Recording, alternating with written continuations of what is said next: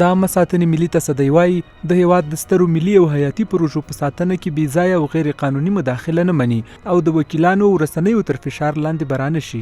د میرغا رضایي په مشرۍ څو تنو وکیلانو د یو مکتوب په صادرولو سره ولسي جرګې ته د نه حاضرېدلو له امله جنرال خوشحال سادات لوی څارنوالۍ ته ورپېژندلی دی. همداراز پرون یو شمېر راپورونه نشر شول چې خوشحال سادات 2 بهرني کسان پرته له ویزې د حامد کرزي نړیوال هوایي ډګر څخه کابل ښار ته دننه کړي دي چې د یادې کړنې له امله ولسمشر نوموړي ته د دندې څخه د لرې کولو خبرداری هم ورکړی. د عامه ساتنې ملي تصدۍ وایي دوی هیڅ غیر قانوني اقدام نه دی کړی، قانوني فعالیت کوي او د پیاوړې رهبرۍ په پایله کې لازم اصلاحات راغلي، قراردادونه او عایدات زیات شوي، کارونه شفاف او چټک شوي دي. د عامه ساتنې ملي تصدۍ اداره د جنرال خوشحال سادات په اړه د یو شمېر رسنیو د راپورونو ردولو سره همداراز خبرداری ورکوي چې په هیڅ صورت غیر قانوني او نامشروع غوښتنې او د هیواد د سترو ملي او حیاتي پروژو په ساتنه کې بې ځایه او غیر قانوني مداخله نه مني. سادات صاحب یو مسلکی جنرال او د هیواد وفادار عسکر دی. د کوم وکیل صاحب او کومې رسنۍ وروستۍ ادعاوې او تورونه په کلکه ردوم مطلق غلط دي او هیڅ اساس نه لري.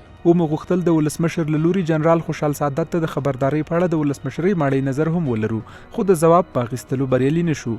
په ولسي جرګه کې د ملي ګټو ساتونکي پارلماني ګروپ مشر کمال ناصر اصولي وایي څارنوالۍ ته د خوشحال سادات معرفي کولو کار د قانون خلاف او د تعصب له مخې شوی. د ولسي جرګې له لوري څارنوالۍ ته د خوشحال سادات معرفي کېدلو د یو شمېر هیوادوالو غوسه هم راپارولې.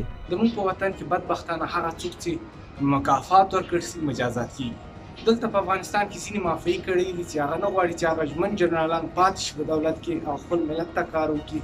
نو د دوی جنرال ترڅنګ موږ ټول افغانان ولاړ یو او له خپل دولت نه غواړو چې دغه سره په دې کې ډیره مرسته وکړي تر څو څارنوالۍ ته معرفي نیسي. خوشحال سادات د افغانستان لپاره یو ویاړ دی زمونږ او ډیره داسې کارونه کړي دي چې خلک ته خوشاله دي. نو د خوشحال سادات باندې نیوکې زما په نظر باندې چې دی ښې نه دي. په ټولنیزو رسنیو کې هم وخت پر وخت د جنرال خوشحال سادات د ملاتړ کمپاینونه شوي او پر مهال له چارواکو غوښتل شوي چې نوموړی د امنیت په برخه کې په لوړو بستونو وازمایي.